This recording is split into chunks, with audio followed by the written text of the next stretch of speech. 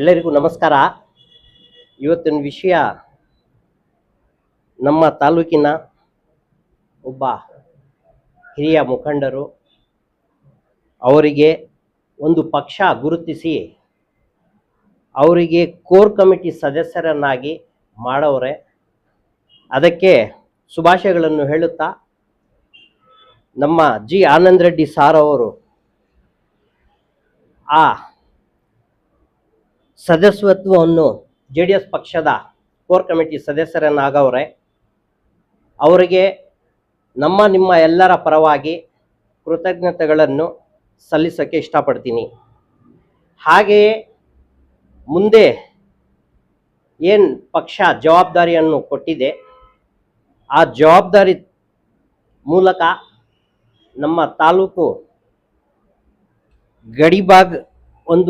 ಗಡಿಭಾಗ ಆಗಿದೆ. ಈ ಗಡಿಭಾಗವನ್ನು ಇನ್ನೂ ಹೆಚ್ಚಾಗಿ ಅಭಿವೃದ್ಧಿಪಡಿಸಲಿ. ಅವರ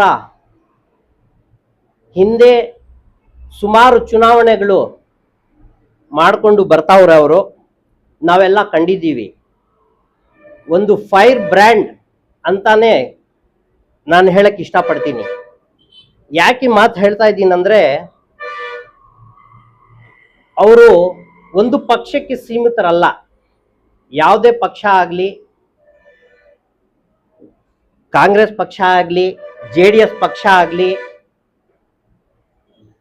ಅವರು ಕೊಟ್ಟಂತ ಒಂದು ಜವಾಬ್ದಾರಿಯನ್ನು ಮನಸ್ಫೂರ್ತಿಯಾಗಿ ತಗೊಂಡು ಒಂದು ಪ್ರಾಮಾಣಿಕತೆಯಿಂದ ನಿಭಾಯಿಸುವಂತ ನಾಯಕರು ಯಾರಾದರೂ ಇದ್ರೆ ಅದು ಕೇವಲ ನಮ್ಮ ಆನಂದ್ ರೆಡ್ಡಿ ಸಾರ್ ಅವರಂತ ಹೇಳಕ್ಕೆ ಇಷ್ಟಪಡ್ತೀನಿ. ಇನ್ನೊಂದು, 2014ರಲ್ಲಿ ಕೊತ್ತೂರು ಮಂಜಣ್ಣ ಅವರ ಒಂದು ಹಾದಿಯಲ್ಲಿ ಚುನಾವಣೆ ನಡೆಸಿದ್ರು. ಅದು ಸಕ್ಸಸ್ ಆಯಿತು. ಮತ್ತೆ ಕೇವಲ 17 ದಿನದಲ್ಲಿ ನಮ್ಮ ಮಾಜಿ ಶಾಸಕರು ನಾಗೇಶ್ ಸಾರ್ ಅವರು ಬಂದರು. ಅವ್ರ ಜೊತೆಯಲ್ಲಿ ಇದ್ದು ಆ ಚುನಾವಣೆಯನ್ನು ನಿಭಾಯಿಸಿದ್ರು. ಅದು ಸಕ್ಸಸ್ ಅನ್ನು ಮಾಡಿಕೊಟ್ರು. ಮತ್ತೆ ಇದಾದ್ಮೇಲೆ ನಮ್ಮ ಜನಪ್ರಿಯ ಶಾಸಕರಾದಂತಹ ಸಮೃದ್ಧಿ ಮಂಜಣ್ಣ ಅವರು ಬಂದರು. ಅವ್ರ ಜೊತೆಯಲ್ಲಿ ಇದ್ದು ಚುನಾವಣೆಯನ್ನು ನಡೆಸ್ಕೊಟ್ರು. ಅದು ಸಕ್ಸಸ್ ಆಯಿತು. ಅದಕ್ಕಾಗಿ ನಾನು ಫೈರ್ ಬ್ರ್ಯಾಂಡ್ ಅಂತ ಹೇಳಕ್ಕೆ ಇಷ್ಟಪಡ್ತೀನಿ. ಅಂತ ಒಂದು ನಾಯಕರು ನಮ್ಮ ತಾಲೂಕಲ್ಲಿ ಅವರಂದ್ರೆ ನಮಗೆ ಬಹಳ ಹೆಮ್ಮೆಕರ. ಅಂತ ಒಂದು ನಾಯಕನನ್ನ ಒಂದು ಪಕ್ಷ ಗುರುತಿಸಿ ಇವತ್ತು ಒಂದು ಕೋರ್ ಕಮಿಟಿ, ರಾಜ್ಯ ಕೋರ್ ಕಮಿಟಿ ಸದಸ್ಯನಾಗಿ ಮಾಡಿದ್ದಾರೆ. ಅವರಿಗೆ ಮತ್ತೊಮ್ಮೆ ಎಲ್ಲ ಮಾಜಿ ಪ್ರಧಾನಿಗಳಾದಂತಹ ದೇವೇಗೌಡ ಸಾರ್ ಅವರು ಹಾಗೂ ಮಾಜಿ ಮುಖ್ಯಮಂತ್ರಿಗಳು ಹಾಗೂ ಹಾಲಿ ಸದಸ್ಯರು, ಕೇಂದ್ರ ಸಚಿವರು HD ಕುಮಾರಣ್ಣ ಅವರು, ಮತ್ತೆ ನಮ್ಮ ತಾಲೂಕ್ ಅಧ್ಯಕ್ಷರು ಹಾಗೂ ಹಾಲ್ ಡೈರಿ ಅಧ್ಯಕ್ಷರು ಕಾಡೇನಹಳ್ಳಿ ನಾಗರಾಜಣ್ಣ ಸಾರ್ ಅವರು, ಮತ್ತೆ ಇನ್ನೊಬ್ಬ ನಾಯಕರು ಶಾಮೇಗೌಡರು, ಅವರು ಹಾಲ್ ಡೈರಿ ಅಧ್ಯಕ್ಷರು, ಮತ್ತೆ ನಮ್ಮ ನಗರಸಭೆ ಮಾಜಿ ಸದಸ್ಯರು, ಮಾಜಿ ಅಧ್ಯಕ್ಷರು ಮುರಳಿ ಸಾರ್ ಅವರು, ಇವರೆಲ್ಲರೂ ಸೇರಿ ಅವರನ್ನು ಗುರುತಿಸಿ ಮುಖ್ಯವಾಗಿ ನಮ್ಮ ಜನಪ್ರಿಯ ಶಾಸಕರು ಸಮೃದ್ಧಿ ಮಂಜುನಾಥ್ ಸಾರ್ ಅವರು, ಇವರು ಎಲ್ಲರೂ ಗುರುತಿಸಿ ಅವರನ್ನು ಕರ್ಕೊಂಡೋಗಿ ನಮ್ಮ ರಾಜ್ಯದ ಕೋರ್ ಕಮಿಟಿ ಸದಸ್ಯರನ್ನಾಗಿ ಮಾಡವ್ರೆ. ಇವರೆಲ್ಲರಿಗೂ ನಮ್ಮೆಲ್ಲರ ಪರವಾಗಿ ಕೃತಜ್ಞತೆಗಳನ್ನು ಸಲ್ಲಿಸಕ್ಕೆ ಇಷ್ಟಪಡ್ತೀನಿ.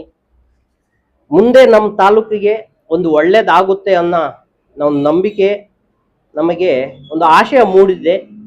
ಅವರಿಗೆ ದೇವರು ಮುಂದಿನ ದಿನಗಳಲ್ಲಿ ಒಳ್ಳೆ ಆರೋಗ್ಯ ಕೊಟ್ಟು ನಮ್ಮ ತಾಲೂಕಿನ ಜನತೆಗೆ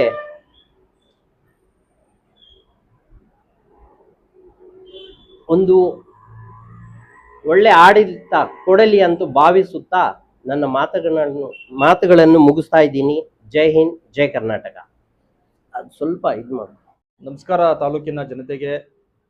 ಈ ದಿನ ಈ ಸಂದರ್ಭದಲ್ಲಿ ನಾವು ಮಾತನಾಡಲಿಕ್ಕೆ ಶುರು ಮಾಡಿರುವಂಥ ಅಂಶ ಏನಂದರೆ, ಈಗಾಗಲೇ ನಮ್ಮ ತಾಲೂಕಿನ ಒಬ್ಬ ಪ್ರತಿಭಾನ್ವಿತ ರಾಜಕಾರಣಿ, ಯುಕ್ತಿ ಶಕ್ತಿ ಹೊಂದಿದ್ದು ಯಾವುದೇ ಸಂದರ್ಭದಲ್ಲಿ ಯಾವುದೇ ಪಕ್ಷದಲ್ಲಿದ್ದರೂ ತಮ್ಮ ಶಕ್ತಿ ಮೀರಿ ಕೆಲಸವನ್ನು ಮಾಡಿ ಜನತೆಯ ಸೇವೆ ಮಾಡಲಿಕ್ಕೆ, ಅವ್ರನ್ನ ಆಡಳಿತಕ್ಕೆ ತರಲಿಕ್ಕೆ, ಯಾವುದೇ ಪಕ್ಷವನ್ನು ಅಧಿಕಾರಕ್ಕೆ ತರಲಿಕ್ಕೆ ಹಗಲಿರುಳು ದುಡಿಯುವಂಥ ಸಮರ್ಥ ವ್ಯಕ್ತಿ ನಮ್ಮ ಆನಂದ್ ರೆಡ್ಡಿ ಅವ್ರನ್ನ ಇವತ್ತು ರಾಜ್ಯ ಕೋರ್ ಕಮಿಟಿ ಸದಸ್ಯರನ್ನಾಗಿ ನೇಮಿಸಿರುವಂಥದ್ದು ಎಲ್ರಿಗೂ ಶುಭದ ಸಂದರ್ಭ.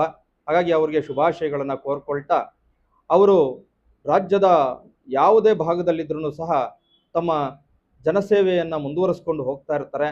ಅವರಿಗೆ ನಂಬಿದವರಿಗೆ ತಮ್ಮ ನಂಬಿಕೆಗೆ ವಿಶ್ವಾಸಕ್ಕೆ ಯಾವುದೇ ರೀತಿ ಧಕ್ಕೆ ತರದ ರೀತಿಯಲ್ಲಿ ಅವರು ಕೆಲಸವನ್ನು ಮಾಡ್ತಾರೆ.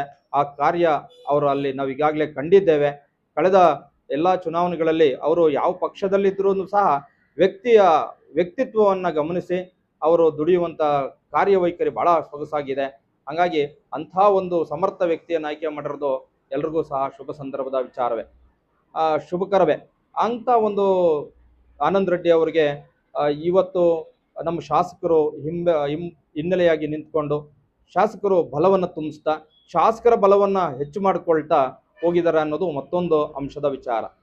ಇಲ್ಲಿ ನಮ್ಮ ಮುಳಬಾಗಿಲು ತಾಲೂಕಿನ ಮಟ್ಟಕ್ಕೆ ಗಮನಿಸೋದಾದರೆ, ಈಗಾಗಲೇ ನಮ್ಮ ಆಡಳಿತ ಏನು ಭಾಳ ನಿಧಾನಗತಿಯಲ್ಲಿತ್ತು, ಕಾರ್ಯವೈಖರಿಯಲ್ಲಿ ನಡೀತಾ ಇತ್ತು ನಿಧಾನಗತಿಯಲ್ಲಿ, ಅದಕ್ಕೆ ಸ್ವಲ್ಪ ಇನ್ನಷ್ಟು ಚುರುಕು ಮುಟ್ಟಿಸುವಂಥದ್ದಾಗುತ್ತೆ. ಅವರು ಸಹ ಕೈ ಜೋಡಿಸಿ ನಮ್ಮ ಶಾಸಕರ ಜೊತೆ ಇನ್ನಷ್ಟು ಮನೆ ಮನೆಗೆ ಏನು ಸರ್ಕಾರದ ಸೇವೆಗಳಿದ್ದಾವೆ ಅವು ತಲುಪುವಂತೆ ಮಾಡೋಕ್ಕೆ ಸಮರ್ಥ ವ್ಯಕ್ತಿ ಇದ್ದಾರೆ. ಅವರ ಒಂದು ರಾಜಕೀಯ ಅನುಭವವನ್ನು ತಗೊಂಡು ಇನ್ನಷ್ಟು ಚುರುಕುಗೊಳ್ಳಲಿ ಅನ್ನೋದು ನಮ್ಮೆಲ್ಲರ ಒಂದು ಅಭಿಲಾಷೆ. ಒಳ್ಳೆಯದಾಗಲಿ, ಅವ್ರಿಗೆ ಶುಭವಾಗಲಿ. ಮತ್ತೊಮ್ಮೆ ಆನಂದ್ ರೆಡ್ಡಿ ಅವರಿಗೆ ಶುಭಾಶಯಗಳನ್ನು ಕೋರ್ಕೊಳ್ತೀನಿ. ನಮಸ್ಕಾರ. ನನ್ನ ಮಾತಿಗೆ ವಿರಾಮ ತಗೊಳ್ತೀನಿ. ಎಲ್ರಿಗೂ ನಮಸ್ಕಾರ. ಇಲ್ಲಿ ಈ ದಿನದ ಪತ್ರಿಕಾಗೋಷ್ಠಿ ಕರೆದಿರೋ ಉದ್ದೇಶ ಇಷ್ಟೇ. ಇಲ್ಲಿ ಹಲವಾರು ಸಂಘಟನೆಗಳ ಮುಖಂಡರುಗಳಿದ್ದೀವಿ, ಸ್ಥಳೀಯ ಮಟ್ಟದಲ್ಲಿ ಕೆಲಸ ಮಾಡ್ತಕ್ಕಂಥ ವ್ಯಕ್ತಿಗಳೇ ನಾವೆಲ್ಲ ಸೇರಿ. ಇಲ್ಲಿ ಉದ್ದೇಶ ಇಷ್ಟೇ, ತಾಲೂಕಿನ ಎಲ್ಲ ಜನತೆಯ ಸಮಗ್ರವಾಗಿರ್ತಕ್ಕಂಥ ಅಭಿವೃದ್ಧಿ ಆಗಬೇಕು ಅಂತಕ್ಕಂಥದ್ದು ನಮ್ಮೆಲ್ಲರ ಆಶಯ.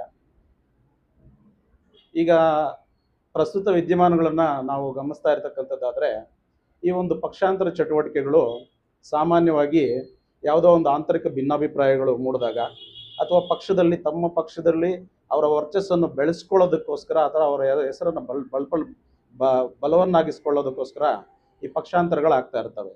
ಆದರೆ ನಾವು ಗಮನಿಸ್ತಾ ಇರತಕ್ಕಂಥ ಈ ಒಂದು ಪ್ರಸ್ತುತ ವಿದ್ಯಮಾನದಲ್ಲಿ ಇತ್ತೀಚೆಗೆ ಈಗ ಯಾವುದು ಪಕ್ಷಾಂತರಗಳು ಅದು ಇದು ನಡೆಯೋದಿಲ್ಲ ಅಂತಕ್ಕಂಥ ಒಂದು ಸಂದರ್ಭದಲ್ಲಿ ಆನಂದ್ ರೆಡ್ಡಿಯವರು ಕಾಂಗ್ರೆಸ್ನಿಂದ ಅವರು ಮೂಲ ಚುನಾವಣೆ ಅವರು ಸ್ಪರ್ಧಿಸಿದ್ದು, ಅಲ್ಲಿಂದ JDS ಪಕ್ಷಕ್ಕೆ ಈಗ ಅವರು ಬಂದಿದ್ದು ಅಲ್ಲದೆ, JDS ಪಕ್ಷಕ್ಕೆ ಹಲವಾರು ವರ್ಷಗಳಿಂದ ಅವರು ಬೆಂಬಲ ಕೊಡೋದಲ್ಲದೆ ಈಗ ರಾಜ್ಯ ಕೋರ್ ಕಮಿಟಿ ಸದಸ್ಯರನ್ನಾಗಿರ್ತಕ್ಕಂಥದ್ದು ತಾಲೂಕಿನ ಜನತೆಗೆ ಒಂಥರ ಕುತೂಹಲದ ಜೊತೆಗೆ ಒಂದು ಆಶಾಭಾವನೆಯೂ ಇದೆ. ಯಾಕೆಂತಂದರೆ ಆನಂದ್ ರೆಡ್ಡಿ ಅಣ್ಣವರು ಒಂದು ವ್ಯಕ್ತಿ ಅಂತೂ ಅಲ್ವೇ ಅಲ್ಲ, ಅವರೊಂದು ಶಕ್ತಿ ತಾಲೂಕಿಗೆ. ಯಾಕೆಂತಂದರೆ ಅವ್ರು ಮಾಡಿರ್ತಕ್ಕಂಥ ಪ್ರತಿ ಚುನಾವಣೆಗಳು ಕೂಡ ಈಗ ನಮ್ಮ ಸ್ನೇಹಿತರು ಹೇಳ್ದಂಗೆ ಅದೊಂದು ಗಮನ ಸೆಳೆಯುವಂಥ ವ್ಯಕ್ತಿ ಅವರು.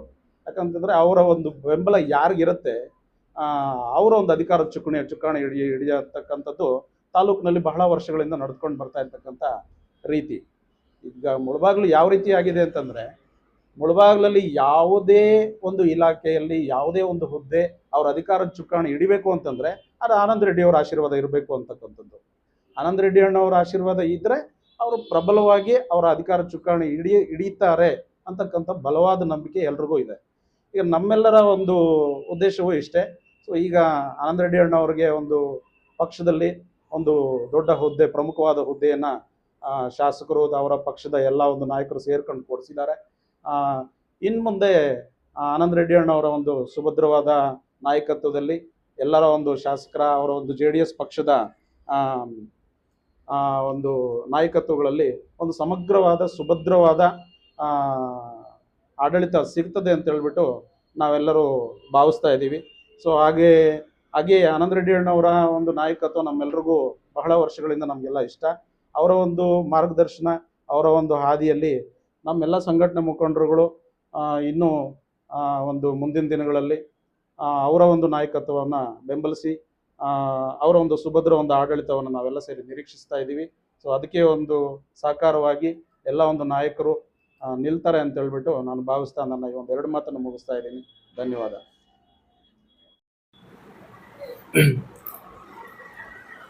ಮೊದಲಿಗೆ ನಾವೇ ಯಾಕೆ ಇಲ್ಲಿ ಸೇರಿದ್ದೀವಿ ಅಂದರೆ, ಈ ಒಂದು ನಮ್ಮ ಮುಳಬಾಗಿಲು ತಾಲೂಕು ಸುಮಾರು ದಿನಗಳಿಂದ ಏನೋ ಒಂದು ಸುಭದ್ರ ಒಂದು ಅಧಿಕಾರ ಬೇಕು ಅಂತ ಹೇಳಿಬಿಟ್ಟು ನಾವೆಲ್ಲ ಕಾಯ್ತಾ ಇದ್ವಿ. ಅದೇ ರೀತಿಯಾಗಿ ಅದು ಪ್ರಕಾರವಾಗಿ ಜನಪ್ರಿಯ ಶಾಸಕರಾದಂತಹ ಸಮೃದ್ಧಿ ಮಂಜಣ್ಣ ಅವರು ಆ ರೀತಿ ನಮ್ಮ ಒಂದು ತಾಲೂಕು ಏನು ಬೇಕು ಕೊಟ್ಕೊಂಡು ಹೋಗ್ತಾ ಇದ್ದಾರೆ.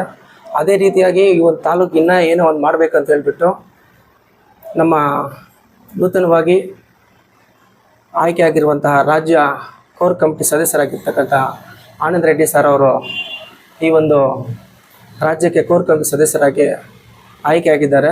ಅದು ನಮ್ಮ ಒಂದು ತಾಲೂಕು ಮಾಡ್ಕೊಳ್ಳೋ ಪುಣ್ಯ ಅಂತ ಹೇಳಬೇಕು.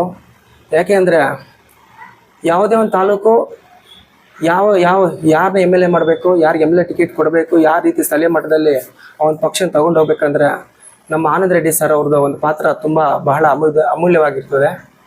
ಅದೇ ರೀತಿಯಾಗಿ ನಮ್ಮ ತಾಲೂಕಲ್ಲಿ ಆನಂದ್ ರೆಡ್ಡಿ ಸರ್ ತುಂಬ ಒಳ್ಳೆ ಕೆಲಸ ಮಾಡ್ಕೊಂಡು ಹೋಗ್ತಿದ್ದಾರೆ. ನಾವು ಪ್ರತಿದಿನವೂ ಯಾವುದೋ ಒಂದು ಈ ರೀತಿ ಅವ್ರ ಒಳ್ಳೆ ಕೆಲಸಗಳನ್ನ ನೋಡ್ತಾನೆ ಇರ್ತೀವಿ.